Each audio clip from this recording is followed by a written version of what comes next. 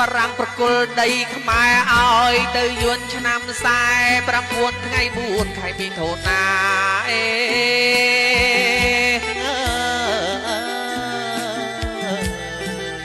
ខ្ញុំសូមរៀបរាប់ប្រវត្តិសាវតាជួយជាតិយាយតាបងប្អូនទីមា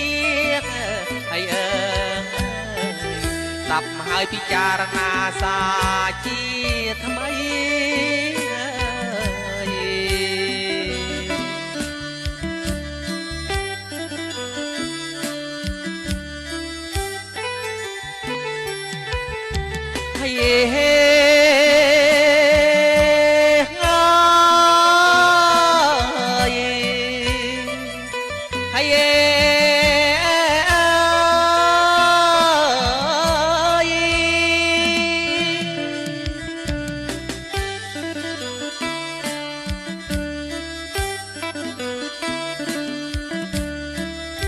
ប្រយ័ត្នជាដេចកុំចាញ់កលបិចស្រីយួនបោកប្រាំង